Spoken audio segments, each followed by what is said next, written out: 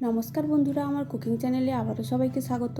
আজ আমি আপনাদের জন্য নিয়ে চলে এসেছি পালং শাকের সিজন শেষ হওয়ার আগে গরম গরম ভাতের সঙ্গে চিংড়ি মাছ দিয়ে পালং শাকের একটা মজাদার রান্না। এই রান্নাটা করতে বেশি কোনো উপকরণ লাগে না, খেতে কিন্তু দারুণ হয়।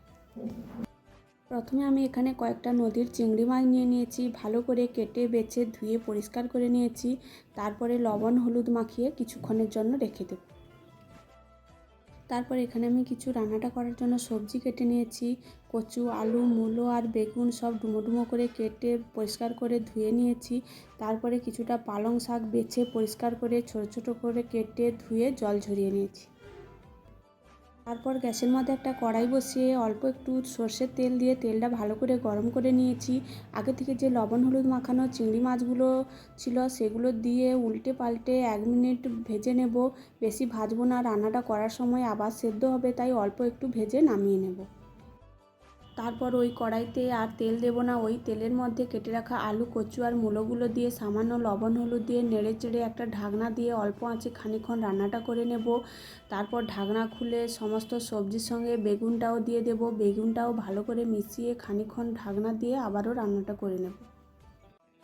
কিছুক্ষণ পর ঢাকনাটা খুলে সবজিগুলো প্রায় ভাজা ভাজা হয়ে গেছে, সেদ্ধও খানিকটা হয়ে গেছে। এরপর আগে থেকে যে শাকগুলো কেটে ধুয়ে পরিষ্কার করে রেখেছিলাম ওই শাকগুলো দিয়ে সবজির সঙ্গে ভালো করে মিশিয়ে আবারও খানিকক্ষণ ঢাকনা দিয়ে দেব। জল দেব না, এর শাক থেকে যে জল বেরোবে ওই জলেই প্রায় সেদ্ধ হয়ে যাবে। এইভাবে ঢাকনা দিয়ে দিয়ে খানিকক্ষণ রান্নাটা করে নিয়েছি। শাক থেকে যে জল বেরিয়েছিল ওই জলেই সবজিগুলো প্রায় সেদ্ধ হয়ে গেছে। এবারে আমি নামিয়ে নেব।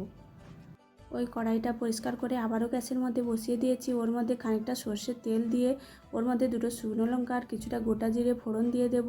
ফোড়নটা ভালোভাবে ভাজা হয়ে গেলে ওর মধ্যে একটা পেঁয়াজ আগে থেকে কুচি করে রেখেছিলাম, পেঁয়াজ কুচি কিছুটা কাঁচা লঙ্কা কুচি দিয়ে খানিকক্ষণ নেড়ে পেঁয়াজটা ভাজা হয়ে এলে ওর মধ্যে দিয়ে দেব অল্প একটু হলুদের গুঁড়ো আর লঙ্কার গুঁড়ো। সমস্ত মশলা ভালোভাবে কষিয়ে নেব।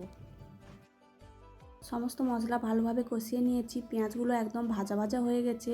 তারপরে ওর মধ্যে দিয়ে দেব আগে থেকে মূলো, আলু, কচু আর বেগুন শাকগুলো যে ভেজে রেখেছিলাম ওগুলো দিয়ে মশলার সঙ্গে ভালোভাবে মিশিয়ে দিয়ে দেব আগে থেকে ভেজে রাখা চিংড়ি মাছ আর স্বাদ মতো লবণ দিয়ে আবারও খানিকক্ষণ কষিয়ে নেব।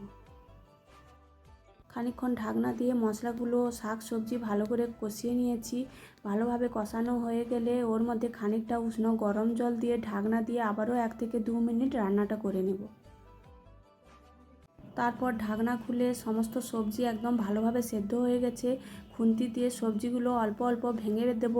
তারপরে একদম গা মাখা হয়ে গেলে নামানোর আগে কিছুটা জিরে আর শুকনো লঙ্কা ভেজে গুঁড়ো করে রেখেছিলাম ওটা ছড়িয়ে আবারও 1 মিনিটের মতো ঢাকনা দিয়ে দেব। তারপর ঢাকনা খুলে সব কিছু ভালোভাবে মিশিয়ে নামিয়ে নেব। তারপরে নামিয়ে নিয়ে গরম গরম ভাতের সঙ্গে পরিবেশন করুন পালং শাক আর চিংড়ি মাছ দিয়ে মজাদার রান্না।